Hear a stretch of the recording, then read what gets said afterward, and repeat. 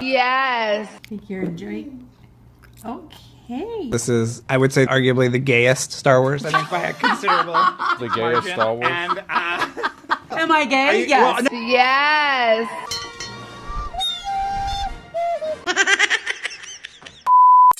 So the term go woke, go broke doesn't always really appear to every woke film or TV show that exists. Sometimes going woke is profitable, and that's why a lot of big brands and corporations slather rainbow colors once a month, every year for Pride, because it does have a financial benefit, or people wouldn't do it. However, lately we have been seeing more and more of this happen. I believe She-Hulk was canceled. The second season is not happening, I believe. And if it is, dear God, why? But Aristotle or Acolyte or whatever, however you say it, the Star Wars Jump Off Woke series has been canceled after a very short but agonizing season. I did see like there was some hashtag where people were trying to get like a petition signed to get it renewed for a second season. I think maybe 5 people signed it, go off. But the star, one of the main protagonists of the show, plays the twin sisters. She put out a video talking about it, and of course it's the same song and dance we've always seen, blaming white cis heterosexual men, bigotry, transphobia, homophobia, racism on the collapse of Star Wars. Like, if it's such a hunger and a thirst for people wanting and desiring this type of entertainment, this type of art, this type of TV shows, then even if there was this, evil cabal of racist people trying to tear your show down, wouldn't it be enough support to keep it going? You know what I mean? But the same people they try to cater to, which is people of color, women, and queers, never actually rally behind these movies or TV shows, books, comic books, or songs to keep it afloat. Meaning nobody wants it. Not even the audience that you're trying to cater to or pander to. Nobody is watching it. Nobody wants it. But anyway, we are going to react to Sydney Watson's video that she did of it. I really like her because, she's not super conservative, super right-wing, but she's commonsensical, and I like that. I like people like that. That's not super all the way to one end, because it always feels fake to me when people do that. You're pandering, bruh. You're pandering. But anyway, we're gonna react to her video. Probably not the whole thing. I'll edit it down for sure. But let's get right into it. Much to nobody's surprise at all, The Acolyte was cancelled, and people had a lot of big feelings about that. I saw a lot of incels getting blamed, or something. So The Acolyte was cancelled. It's definitely because incels didn't like 2 people of color holding hands. Amanda Stenberg, the non-binary queer leading actress of the show, recently posted an 8-minute video on Instagram weighing in on everything thus far. In the video, Stenberg said that The Acolyte being cancelled wasn't really that big of a surprise, due to the, quote, rampage of hyper-conservative bigotry, vitriol, prejudiced hatred, and hateful language. The rampage. But you, my dear, is a black queer woman, non-binary, I guess, who is a multi-millionaire, rich, successful, famous celebrity. How the fuck did that happen when you're living in a country where this so-called rampage of racist conservatives exists? How were you able to ever even have a voice or a platform? I swear, first world people have no idea what oppression actually looks like or actually feels like. Let's continue. Stenberg goes on to say that all of this was very impactful, leading the actress to become very vocal within the context of working for Disney and on Star Wars. It's funny to me how people like this, progressive leftists, would sit there and say that they cape for big corporations who literally shrink down minority characters in the same movies she's in the same franchise she's in when they're marketing to China.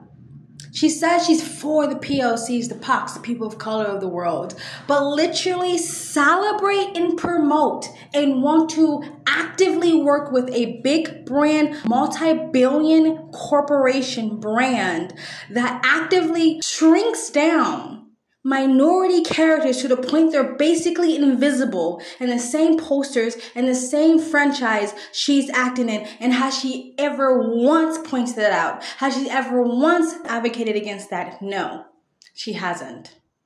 But she's for the POC. She's for the diversities. Right, sure. Okay, whatever. You're for filling your fucking pockets. Stenberg spends most of the video thanking fans and other people who worked on the show, and ends the video telling people repeatedly to vote. Because every opportunity is an opportunity for politics. according to these people. That's probably why your show got cancelled there, little lady. Yes, people are sick and tired of politics or soapboxing being riddled in their entertainment, which is supposed to be escapism. Now, I'm not saying movies, TV shows, books never had a message in there, like anti-authority or anti-AI or anti-technology or even being political, but it's never been so much on the nose as it has been in modern day entertainment. It gets boring, it gets eye-rolly, and people don't even take a chance on whatever TV show that you're producing when you're going to already market it with this girl box, diversity, queer, whatever bullshit. You're not trying to push an agenda. You're not trying to push a political ideology. You're not trying to push a narrative or indoctrinate. Just make something good and entertaining. One of the reasons why The Boys did so well, at least the first handful of seasons or first few seasons, because even though it had woke tropes, it was still entertaining, and they never necessarily marketed The Boys as being woke. They never talked about strong females or diversity or queerness or the rainbow or anything. They just happened to have it in there, and it was good. The last season, though, wasn't as good, and the woke political tropes that were shoved down people's throats outweighed the actual talent in the entertainment. Except Homelander. He's always good. It's funny how what he's supposed to actually represent in the show, which is Trump, but he's literally the most talented actor in the entire cast and the most entertaining character on the entire show. I just always find that odd. We're supposed to actually hate him. Anyway, let's continue. Early on, Stenberg made a rap of some description, basically calling out people who dislike the show, labeling them racist and bigoted and whatnot. The original creator of Star Wars, George Lucas, regardless if you like or dislike him, knew exactly what Star Wars was, and he's been very vocal over the years about what it is and isn't. He knew precisely the story that he was trying to tell and executed that on a global stage. But instead of upholding his vision, as I've said previously, a greater emphasis has been placed on replacing it with female-led stories and greater diversity in casting, more or less to the detriment of Star Wars itself. Sadly. In 2015, 3 years after Disney had purchased the rights to Star Wars, George Lucas sat down to interview with American journalist Charlie Rose. During their discussion, Lucas seemed particularly unhappy about the direction of the franchise, mirthlessly laughing and trailing off as he referred to Disney as the white slavers to whom he sold his films, who he described as his children. And as white slavers, I'm pretty sure these woke actors and actresses, producers and directors, writers also really believe they truly love their slaves, and that actually they're their saviors and they're here to save them and civilize them properly. It's funny how they're like so against colonization, but they're constantly colonizing someone else's work. Funny. Anyway, let's continue. Lucas admitted that him aging was a motivator for selling his company and his films, and despite having to make this hard choice, he seemed unhappy that it was one that he had to make in the first place.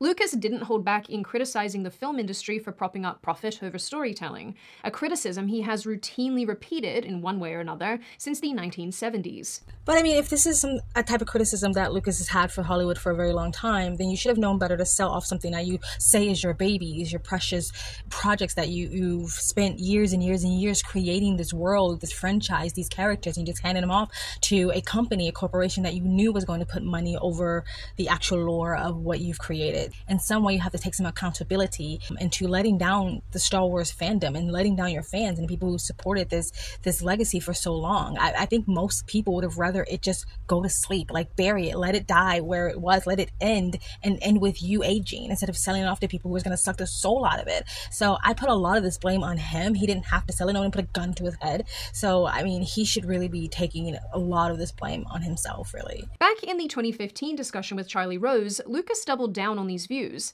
and despite leaving them a catalogue of material, Disney was not interested in Lucas's involvement, effectively pushing him out of the picture. That's probably because they're IP vampires. They suck the blood out of other people's creations. Not to mention, they accuse his original stories, which to remind you all, he refers to as his children, as anti-female and anti-diversity. Well, I suppose you get what you get when you let Kathleen Kennedy near your kids. During a discussion at the 2024 Cannes Film Festival, Lucas made a comment that, similarly to when they were filming The Empire Strikes Back, he was the only one that really knew Star Wars, and nobody understood the Force. And they still obviously do not understand the Force. Power 1.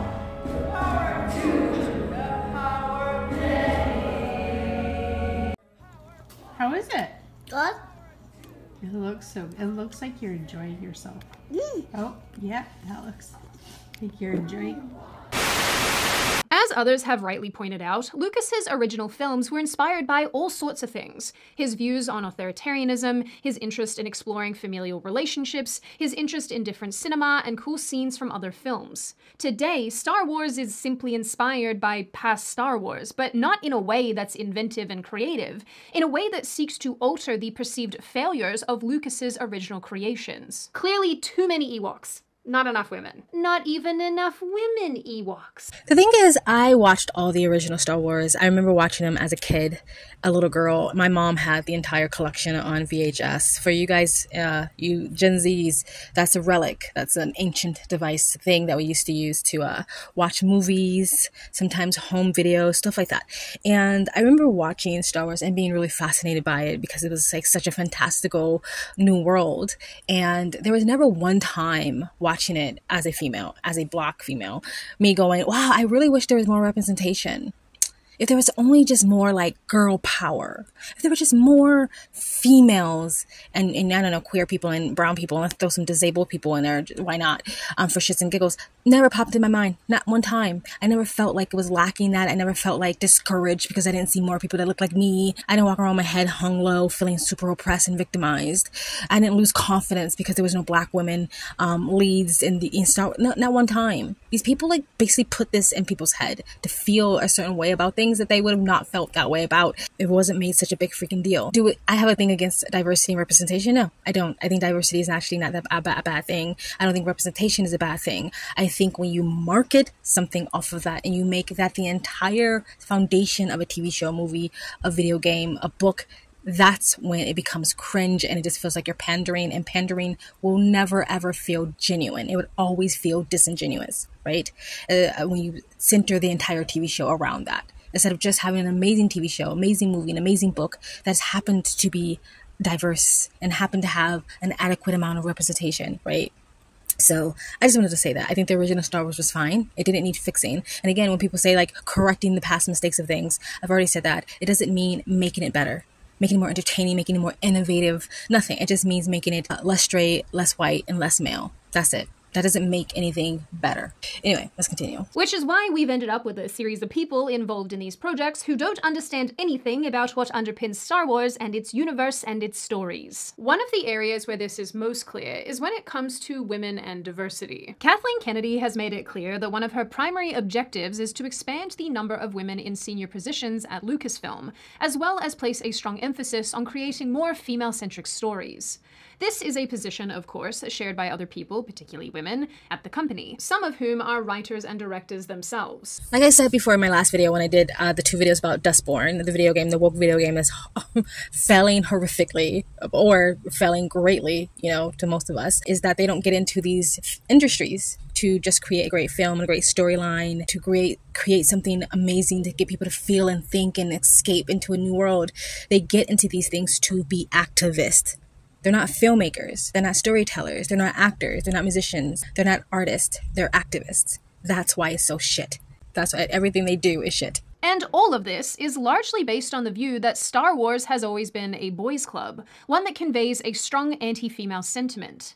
The sad thing is that this idea has apparently been drilled into everyone who works on the franchise today, with oddly a chorus of actors, actresses, showrunners, and directors suggesting that Star Wars just isn't that female-orientated. So my character, you know, she's a powerful leader. She's a powerful leader. Yes, yes. In a very woman-centered world, which I was very excited to kind of be that, because I feel like Star Wars is very like patriarchal, so it was kind of cool to have like this sort of woman-centered figure. Even when The Force Awakens hit cinemas, the cast made a huge deal about how many women had participated in the film. And I'm so excited that, guys, the girls in this movie kick some butt. Every single one is so good, and I can't wait for everyone to see it. And despite even trying to suggest that these women were well-written characters, some of them ended up being the most unlikable of all. And also, let's not forget that in other interviews and other conversations, J.J. Abrams and his team of freaks admitted that Rey was basically a Mary Sue, that she was always going to be good at everything. So, you know, there's that. Even The Force Awakens writer and director, J.J. Abrams, made comments during an interview on Good Morning America that he hoped to transform the space opera from a boys thing to a female-friendly franchise franchise that mothers could take their daughters to see. Like I said, I first was introduced to Star Wars when I was a little girl. And I absolutely loved it, and I still remember it. I can still picture myself like set right in front of the television, taking it all in and just being fascinated with the world of Star Wars. And I was a little girl, I was someone's daughter. So to sit there and pretend that the original Star Wars was a film that mothers could not take their daughters to is absolutely asinine. If it makes you guys feel even a little bit better, yes, he got roasted for this. I love me some backfired pandering in the morning. While there is an extremely clear desire to have more women in Star Wars stories, the belief that underpins that desire is not really based in reality. In the earlier Star Wars films, it's true that there were far fewer females compared to their male counterparts, but creating iconic, strong female characters has always been one of the original film's strengths, and unlike the people participating in Star Wars today, George Lucas and his early cast members understood this themselves. When asked about selecting Carrie Fisher to play Princess Leia, George Lucas explained that he wanted someone who could hold her own against strong characters and strong actors, while being the princess and authority figure that she needed to be.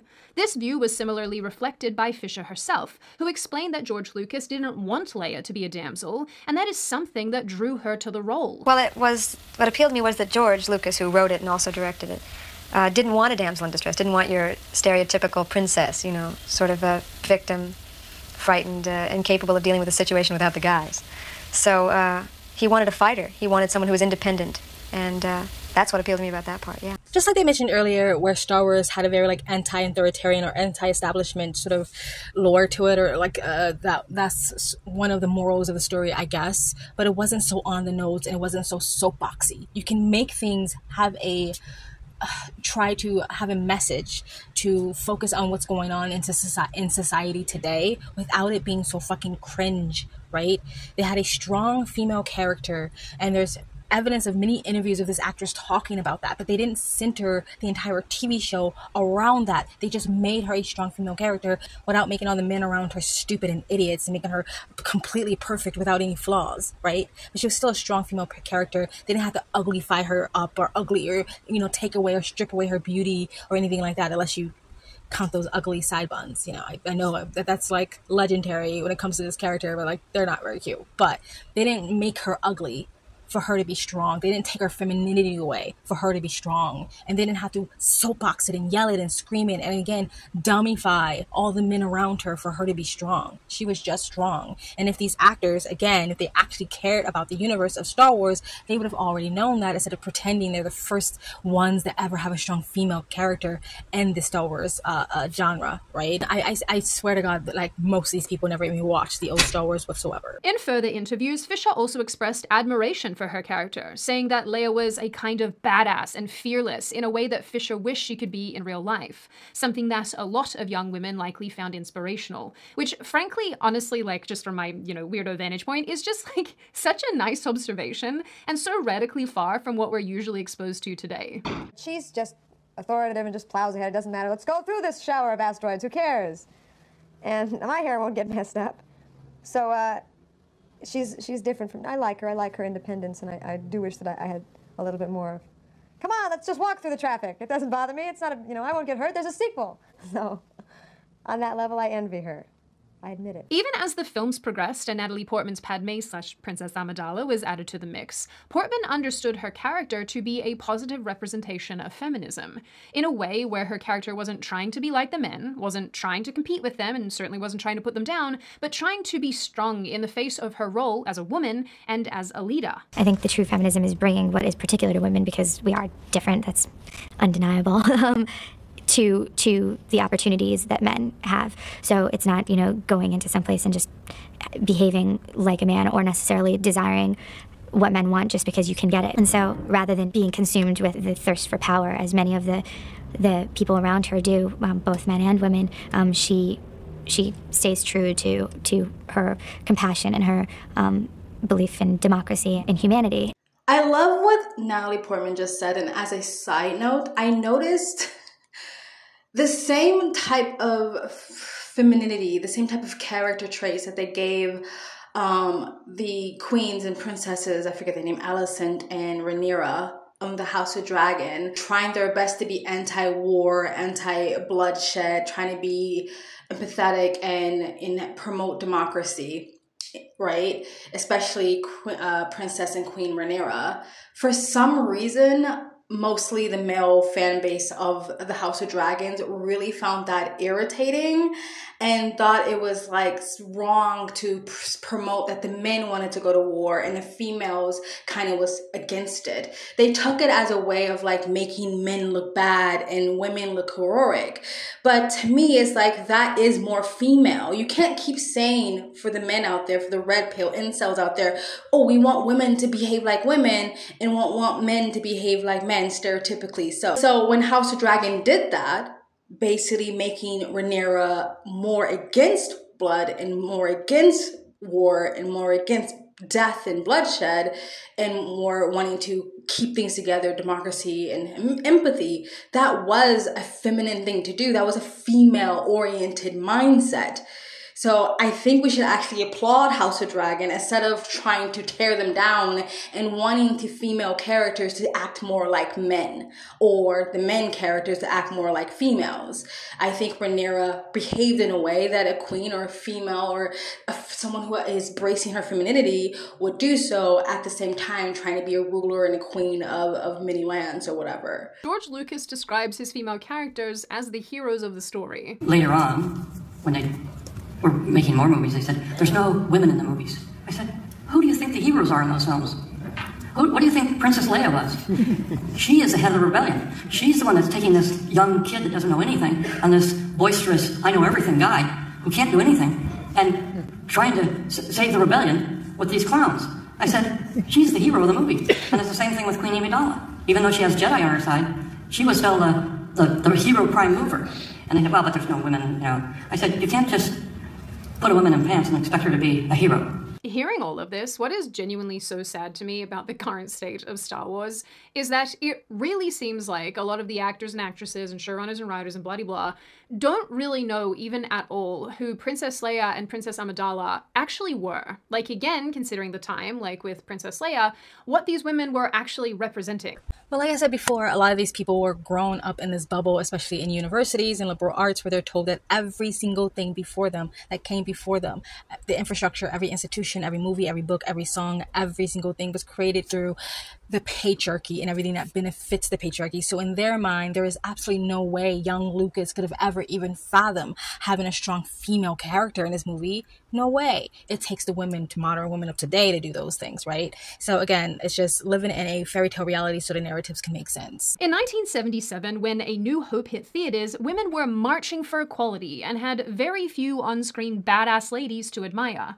And then Princess Leia came along with her snappy comments and fearless attitude. So even when the men, Han and Luke, showed up to rescue their damsel, she looked at Luke and sarcastically said, "Aren't you a little short to be a stormtrooper?" And then, you know, just like took over their escape mission. Even one of the most highly criticized moments in Star Wars history, where Leia is rocking her golden bikini, even at her most vulnerable, she turns around and strangles to death a giant space slug. Man, I love Leia. The point is, unlike today's ensemble of Star Wars figures, and obviously this doesn't apply to all of them, but to a portion, George Lucas actually understood who his female characters were, what drove them, what their ambitions were, their failings, and so on and so forth. And it really seems like he wasn't just writing female characters for the sake of female characters. And at this point, as most of you likely already know, this is the opposite of what our friends over at corporate feminist Hollywood do with their female characters, where they push and shove for them whether it makes sense or not. But yeah, that's what it exactly feels like. There's nothing wrong with representation, there's nothing wrong with diversity, but it just feels like empty soulless shells of it.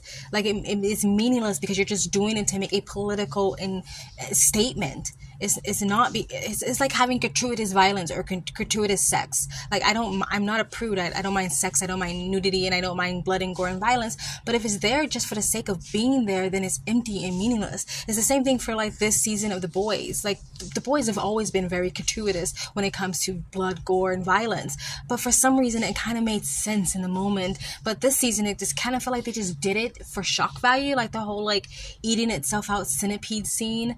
If you watch the season of The Boys, you know what I'm talking about. It just grossed me out and it didn't impress me. I didn't want to give it an applause just for having it in there. I didn't feel brave, or I don't know. Like, so yeah, you have strong female leads, who you say is strong anyway, and you have diversity and queerness and all this stuff, but it feels soulless because they're just doing it to make a statement, not to make art. And that is what film and television and music is. At the end of the day, it is art. You can make a political statement, you can hold a mirror up to society, you can have a moral of the story, but you have to do it in an artistic way that makes sense. And as someone who has a passion for film and desire to go to film school but didn't have the money to do so, it pisses me off when privileged ass people get these opportunities and they squander it because they just want to circle jerk each other because they actually think they're making some sort of social change and they're not. They're just annoying people. And I know I've said this previously, but I will say it again. This is not me suggesting that every single Star Wars character is a travesty, and not every single Star Wars female character is a travesty. That's obviously not the case. But their inclusion always makes me wonder if they're there for the sake of it, or if they're actually necessary and needed in the story. This very same question can be asked when it comes to this obsession with diversity and inclusion and representation. One of the primary criticisms being thrown at the early franchise films is that they simply had too many white men. Later films, like The Force Awakens, started making an attempt to right this wrong by casting more Asian and black actors, such as Kelly Marie Tran as Rose Rico. The Acolyte went a step further, including a very diverse cast of actors and actresses, and even inserting some LGBTQ HDTV representation along the way. HDTV. Good one, Sydney. Good one. I'm sure you all remember this famous scene. What's that? That's Basil. Is he or they with us? And let's not forget about the lesbian space witch coven. Let's also remember this gem. I think it's canon that R2-D2 is a lesbian. In discussing The Acolyte, Kathleen Kennedy herself noted that storytelling needs to reflect the diversity of the real world and be representative of all people. It's not really a reflection of the real world, because if you're doing it all equally, like there's an equal amount of racism or an equal amount of sexualities and an equal amount of genders, depending where you are, that's not really the real world. Like still, like being gay or homosexual, bi, trans, whatever, that is still the minority of not only the West, the United States, but the entire planet. It's still the minority. So trying to make it all equal and balanced out is not a representation of real life. Yes, diversity, yes, but it also depends where you are. If you're in China or Japan or Spain, or the diversity might look differently. If you're in certain parts of India, might look differently. And I know they are supposed to be representing the US. I guess this is a fantastical fairy tale world. It's Star Wars, right? It's intergalactica, right? So diversity could actually look so many different ways. You're gonna have so many different species and aliens and all those things. The fact that they're hyper focused on just to make sure we have enough female, queer, and black people, or brown people, people of color, in a world where you can actually be way more creative when it comes to diversity, it's just sad. And again, they're not artists, they're activists. And the cast of The Acolyte have been very good at parroting these talking points. In one interview, for example, with Entertainment Weekly, most of the cast discusses their excitement for the diversity of the show. Yeah, I feel like we are part of a wave of more inclusive and more beautifully represented Star Wars shows. Charlie Barnett, who plays Yord Fandar, what a terrific name, also commented that seeing a diverse group of actors and actresses in The Acolyte is going to be a good thing. This was obviously before everyone saw it and disliked it, so, you know, there's that. Because I was not reflected for so many times throughout these films in the past, but it was just also something that it didn't equate in my mind. I don't know about for you guys as well, so to see such a diverse group played out now, honestly, I know that it's going to be a healthy reflection on so many other young people and old people. I mean, no ageism allowed in this. It's Star Wars. We can all fit. I think it's fun to think that like all the kids out there who will see themselves reflected in us, which is something that for the first time. Yeah, exactly. Yeah. This point again is having representation or reflection of oneself in films and movies and stuff like that. I do think that's a good thing, and I think it's a healthy thing for kids to see. But when you do it in such a trash TV show, with horrible writing and not following the storyline and horrible acting and a horrible plot and a horrible storyline, when you do it when you're just regurgitating recycled material, then it doesn't feel like you actually care about the representation, because you're just giving people leftovers, like an afterthought. You're not giving them something amazing that the entire world would actually love, or the entire West will actually love, that people will flood the movie theaters and talk about for years and years and years. You're giving them something that people, like a fleeting thought that people will forget about as soon as they turn off the television. If you really cared about representation, give people a great character. Give them a great character that reflects them. Give them a great character that's in a great movie with a great script and great acting, not just leftover regurgitated bullshit. Undoubtedly, one of my favorite clips from this interview is Amanda Stenberg saying that, historically, black nerds weren't safe in sci-fi. Look, I'm not a black nerd, I don't think, and I wasn't really heavily into anime as a child, but I know plenty of black people who've been heavily into anime for a long time, even before anime maybe just started to attempt to diverse a bit. And I never heard any black anime nerds cry about being abused or threatened or having any bodily harm done to them.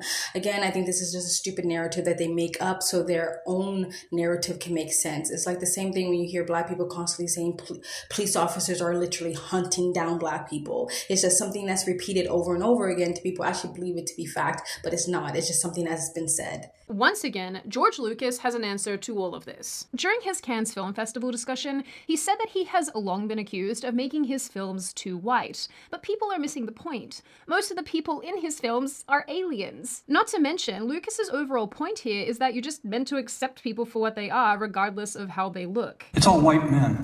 I said, it's not. Most of the people in there are aliens. And the idea is that you're supposed to accept people for what they are, even if they're big and furry, or whether they've got they're green and whatever. The idea is all of the people are equal. The only people that aren't, which was in there, are the robots. Well, you can't come in here. We don't like your kind here. So they were the only ones that were discriminated against, and that was a way of saying, you know, people always discriminate against something, and sooner or later, that's what's going to happen. Hey, we don't serve their kind here. What? You're a droid. But that was a main part of that movie, was to make people realize that everybody is equal, no matter where they're from, no matter what they look like.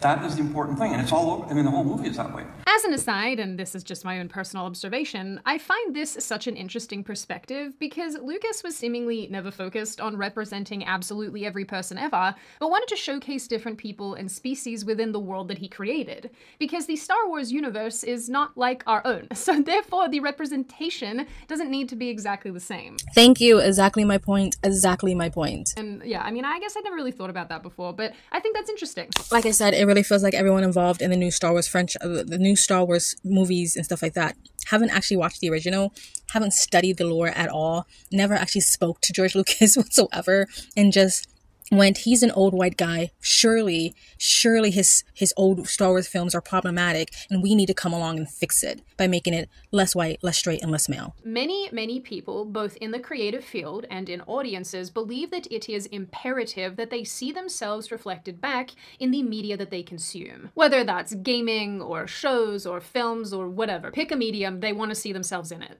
I actually disagree with this. Yes, I just said that I actually approve on seeing yourself reflected back at you in your media.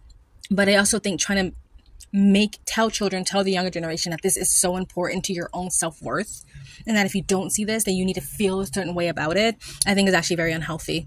I think kids should be raised to learn how to have internal self-worth and external self-worth, meaning I feel good about myself regardless of what's reflected back at me, and not depending on seeing something reflected back at me to feel good about myself. Like if I don't see myself being represented on billboards or movies, television, songs, or books, then I must feel bad about myself. No, I think that's actually a very unhealthy way to teach children, or an unhealthy narrative. Like I said, I saw the old Star Wars and never felt any way about it besides that they were wonderful films and I enjoyed them. But if I was a child who grew up today and went to school with teachers who told me that I need to now feel some way about it, then I will feel some way about it, right? So representation, great.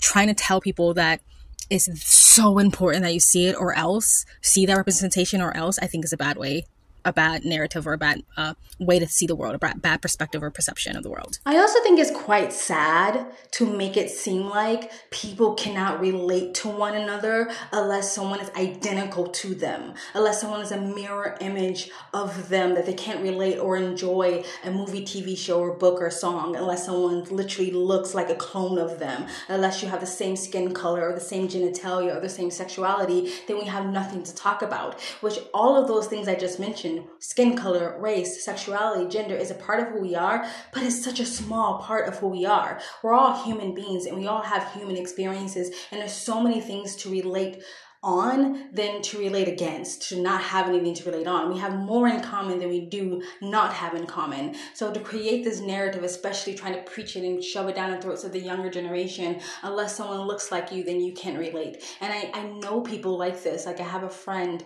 who literally have never seen the Game of Thrones, not one episode, or the House of Dragons. Regardless if you think those series are good or not, she particularly has not watched them because she says they're not black TV shows. So she's missing on a whole genre of art and cinema because the people don't look exactly like her, or there's not enough people in those films that look like her or don't have whatever stereotypical idea what she thinks blackness is.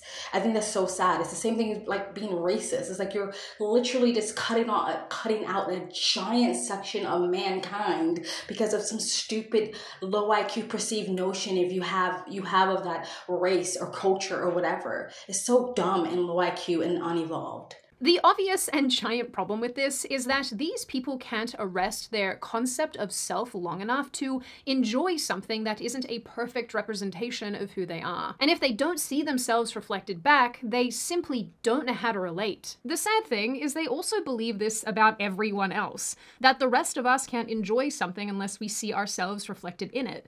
And at least in my opinion, it is truly one of the worst components of modern entertainment. I wonder if the furries feel particularly left out. Now, all of my yabbering has brought us to my final point and observation.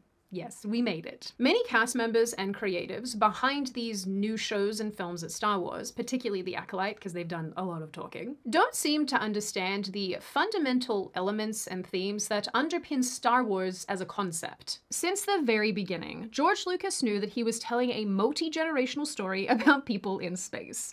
He said as much in his early interviews, saying that this was a story of fathers and sons, that Star Wars is a family soap opera. And through his storytelling, he was able to weave in both age-old ideas and philosophies, but also allow for his personal political opinions to sometimes show up, one of the most important being his anti-authoritarian views. Beyond this, Lucas was very deliberate in how he presented good and bad, light and dark. He had a clear perception of morality, which is seemingly something Kathleen Kennedy and her gang of diversity drones either don't understand or don't know how to represent. The Acolyte showed us this fairly clearly. There is no real light and dark anymore. There's just ambiguity. The Sith are just as good as the Jedi.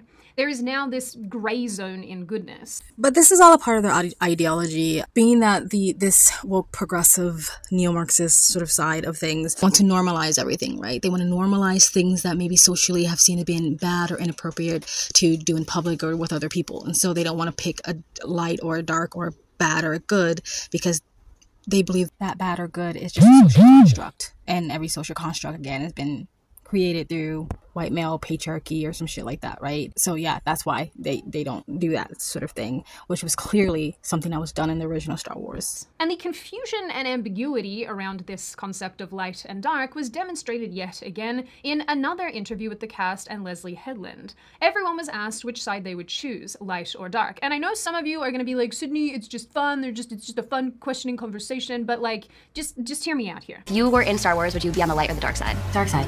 Yeah, 100% dark side. Well, actually, I'm a Gemini. I like to I would be both. I guess I'd be gray, you know? Existing inside of either side, you know, it's like, I'm in the gray. Like, I don't think that these people at all understand what that means in the context of Star Wars. And this is something George Lucas was very clear about, explaining that the light side represents balance and harmony, and the dark side represents selfishness. The core of the Force. I mean, you got the dark side, the light side. One is selfless, one is selfish. And you want to keep them in balance. What happens when you go to the dark side is it goes out of balance and then you get really selfish and you forget about everybody and you ultimately lead yourself, because when you get selfish, you get stuff, or you want stuff. And when you want stuff and you get stuff, then you are afraid somebody's going to take it away from you, whether it's a person or a thing or a particular pleasure, experience. Once you become afraid that somebody's going to take it away from you, or you're going to lose it, then you start to become angry, especially if you're losing it. And that anger leads to hate. And hate leads to suffering. All of this speaks to Lucas's other comments at the Cannes Film Festival, where he said that nobody really understood the Force, and many of his important ideas fell by the wayside when Disney took over. From a storytelling perspective, plenty of people have argued that this moral ambiguity actually hurts the narrative. Villains are villains because what they do and what they believe is harmful and destructive. Good guys and the heroes don't always have to be shining pillars of righteousness and goodness, and they don't always have to do the right thing the first go round, but ultimately, the moral guidelines that are followed by heroes are something viewers can support and even emulate. With no good guys or bad guys, there's no real purpose to the story. It's just events happening in ways that don't actually make a lot of sense and have no real end goal. It's just and then storytelling. When there is greater emphasis placed on diversity and inclusion and representation and having enough women and having enough gay people and representing everybody and anyone for whatever reason, even if it doesn't make any sense, good storytelling and good writing typically, I think we've seen this enough, fall by the wayside. Or alternatively, absolutely everything gets hyper-politicized. Despite Lucas's very strong political opinions and ideologies and whatnot, his films just never felt all that political, and whatever messaging was there never felt super obvious, at least not to me. Because really, it didn't have to be. The story itself was compelling on its own and relatable on its own. And I think this, in part, is what makes Star Wars so enduring, despite the fact that it has its own failings and errors and holes, things that even George Lucas himself has discussed at length. It is a huge problem when these creatives and actors and actresses go out of their way to misunderstand the original vision and idea behind something that they are working on. That's even where a layman like me starts to take exception. I 100% agree with pretty much everything Sydney Watson has said in this video. One of the reasons why Star Wars has endured for so long, for generations and generations, is because it was just good art and good cinema. Even though there was a moral of the story, but it wasn't so obvious on the nose that it felt like it was slapping you in the face. Acolyte will be forgotten. Acolyte will never be remembered. The same thing with She-Hulk. The only way it'll be remembered if people wanted to do like a 2004, 2003 collage of the most cringiest woke films of all.